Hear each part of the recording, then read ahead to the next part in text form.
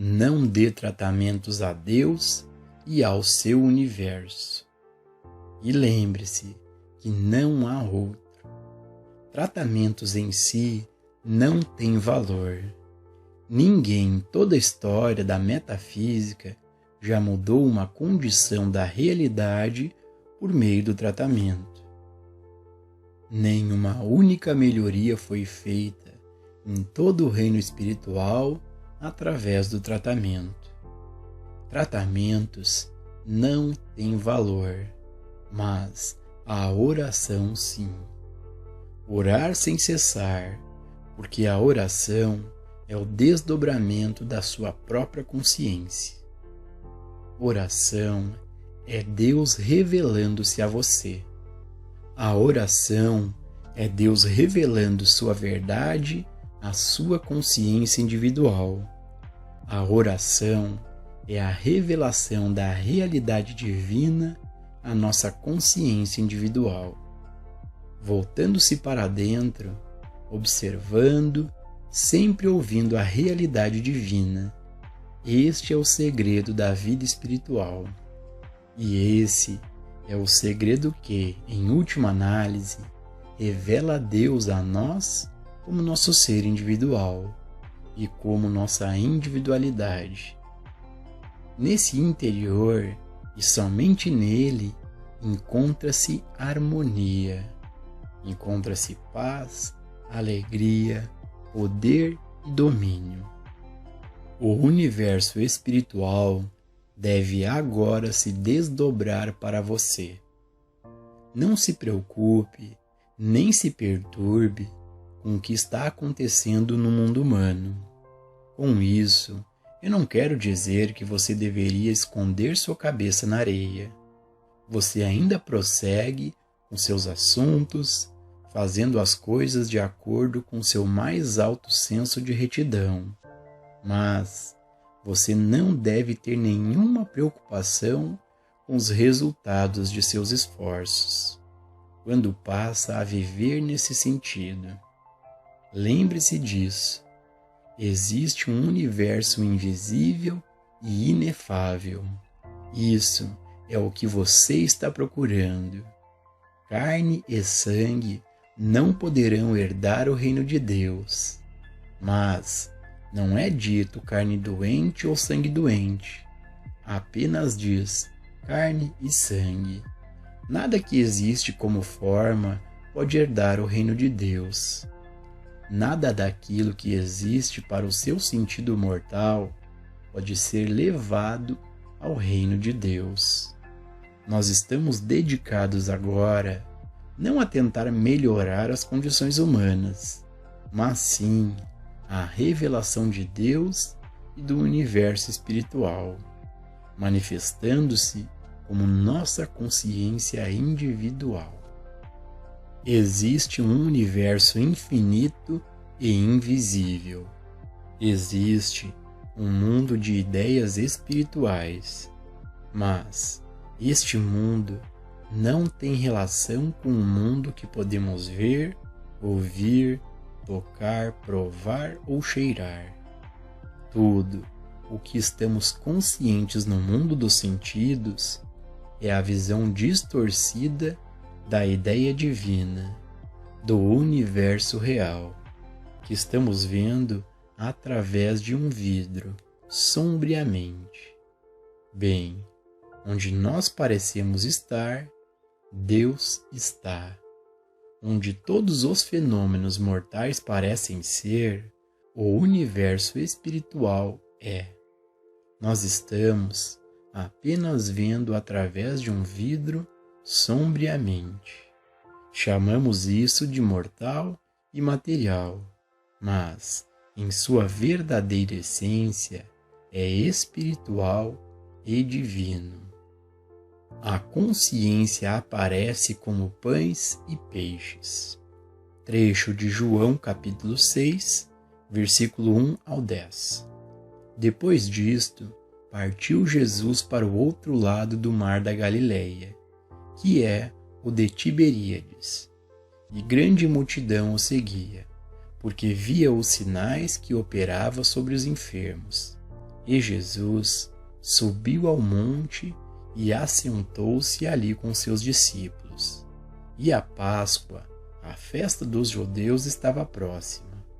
Então Jesus, levantando seus olhos e vendo que uma grande multidão vinha ter com ele, disse a Filipe: Onde compraremos pão para estes comerem? Mas dizia isto para experimentar, porque ele bem sabia o que havia de fazer. Filipe respondeu-lhes: 200 dinheiros de pão não lhes bastarão, para que cada um deles tome um pouco. E um dos seus discípulos, André, irmão de Simão Pedro, disse-lhe: Está aqui um rapaz que tem 5 pães de cevada e 2 peixinhos. Mas que é isto para tantos? E Jesus disse-lhes: Mandai assentar os homens. A aparência foi de escassez e limitação material. A primeira resposta da maioria de nós em tal situação é: eu tenho apenas 50 centavos e eu preciso de $5. É neste ponto que o sentido material começa a se preocupar com o que o mundo chama de úlceras. Em nosso ensino, fazemos como o Mestre Jesus fez. Instantaneamente, nos afastamos da cena, da imagem. Será que 50 centavos ou $5 realmente atendem à nossa necessidade? É isso o suficiente para atender às nossas necessidades? Ou é a presença de uma divina consciência aparecendo como consciência individual? Não é isso que vai atender à nossa necessidade e nada mais?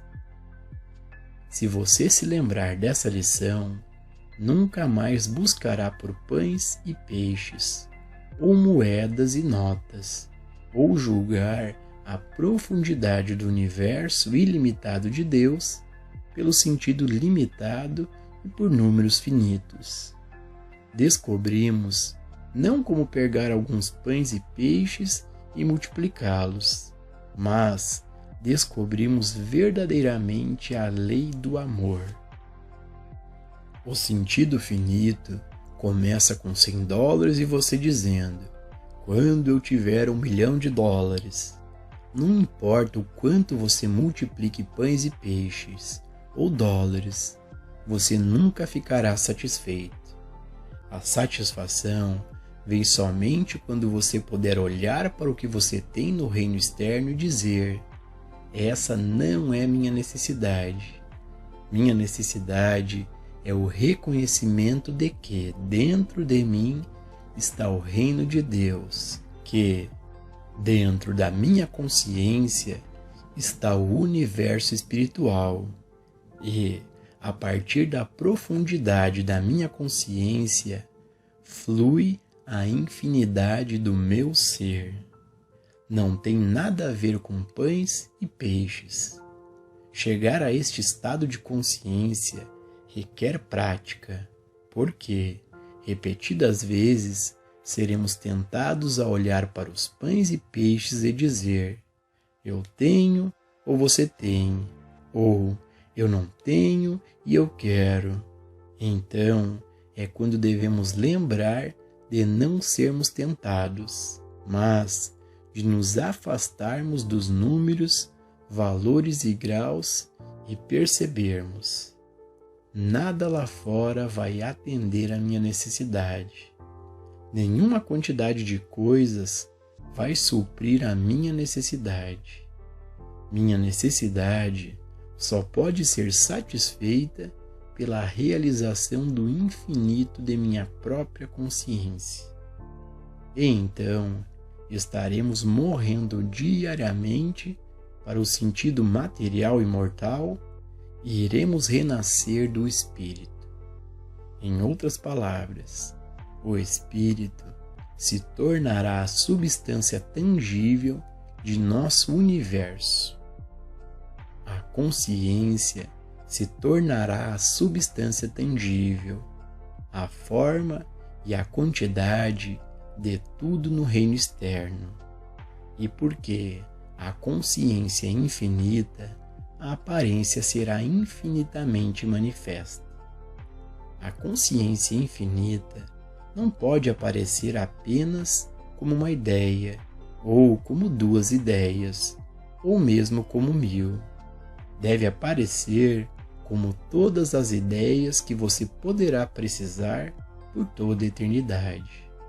Não pode aparecer como um número ou 2.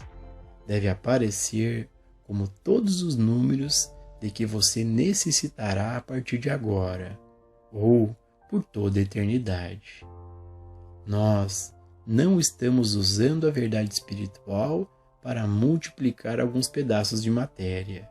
Estamos nos afastando da crença de que há presença e poder no exterior.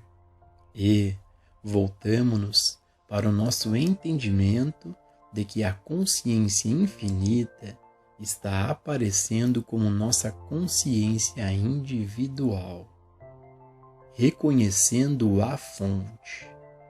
E disse Jesus: mandai assentar os homens.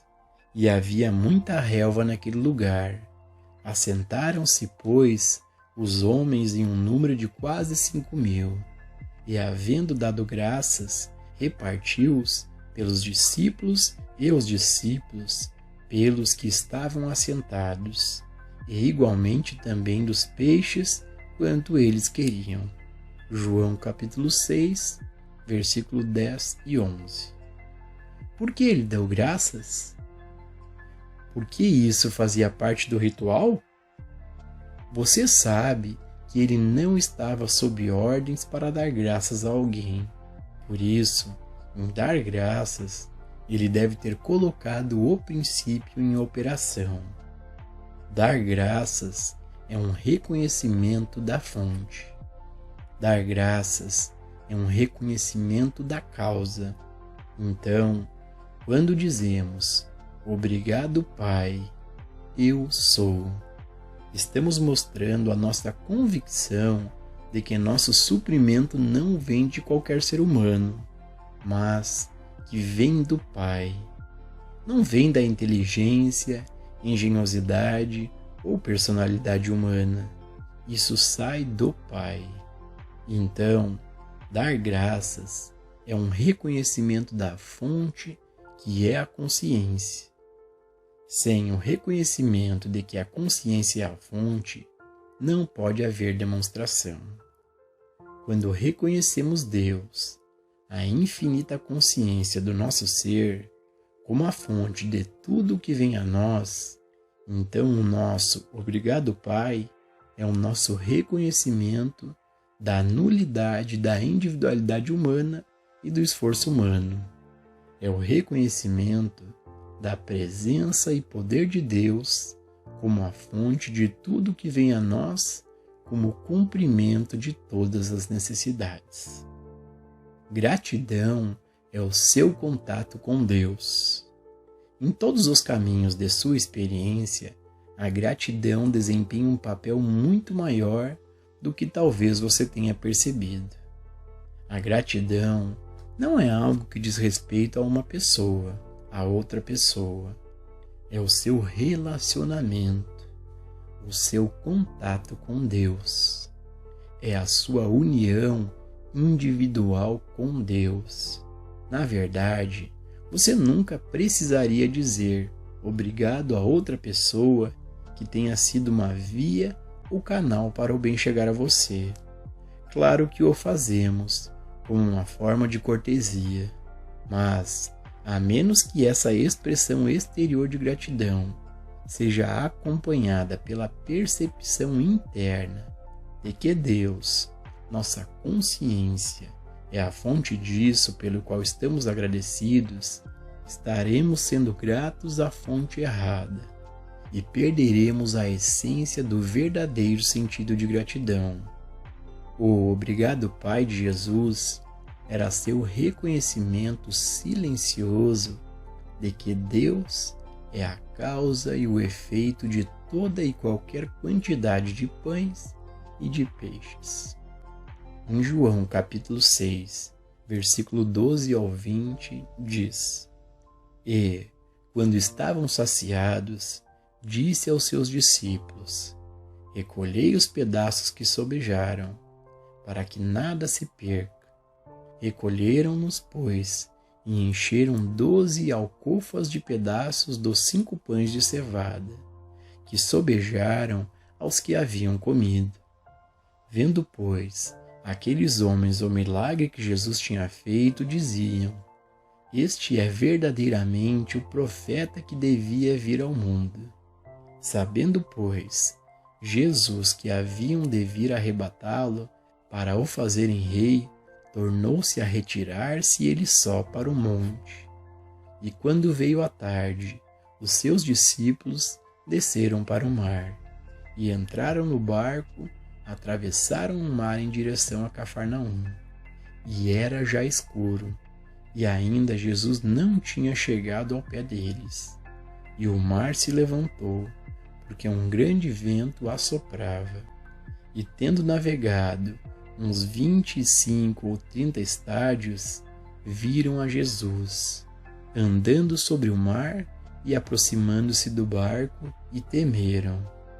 Mas ele lhes disse: Sou eu, não temais. Do que eles estavam com medo? De algo externo, de algo na forma de um efeito, de uma tempestade, de vento e ondas. E qual foi a sua resposta a essa tempestade, a resposta para todas as tempestades? Não tenham medo, sou eu. Esse eu é Deus, a consciência divina aparecendo como consciência individual. Portanto, para toda tempestade que entra em sua experiência, em vez de procurar algo com a qual detê-la, fique firme e diga: Não tenho medo, sou eu, sou eu. Eu, Deus, aparecendo como consciência individual, deve ser a lei até para a tempestade, ventos, ondas, vulcões, até mesmo para bombas atômicas. No caminho infinito, estamos retirando todo o poder e presença do mundo externo, seja em dólares, pães, peixes, tempestades, pecado ou doença, e estamos atribuindo esse poder a quem de fato ele pertence, a Deus, aparecendo como minha consciência individual e sua consciência individual. Pois este eu que eu sou, é a lei para toda tempestade. Sim, eles vieram novamente por pão, mas eles viram um milagre? Eles viram que foi a consciência que produziu o pão? Eles estavam interessados nisso? Não, não estavam. Eles estavam interessados apenas em obter mais pão e mais peixe. Sua atenção estava centrada nas coisas do mundo, em odiar, amar, temer e desejar as coisas do mundo, alcançando a consciência espiritual. Isso leva à afirmação: não andeis cuidadosos quanto à vossa vida, pelo que haveis de comer ou pelo que haveis de beber, nem quanto ao vosso corpo, pelo que haveis de vestir. Não há nenhum sentido em sermos alimentados pelo Divino Mestre e, em seguida, voltarmos amanhã para sermos alimentados novamente. Quando você testemunhou uma cura, você diz: agora revela-me o segredo. Diga-me qual é o milagre. Eu não quero ver efeitos. Preciso ver o milagre em ação. Por favor, observe este ponto. Observe que seus sentidos não se tornam hipnotizados pela magnitude da demonstração, a ponto de você esquecer de perguntar: qual o milagre da demonstração? Qual é a causa da demonstração? Devemos deixar que Deus, a consciência do nosso ser, seja a medida de nossa demonstração.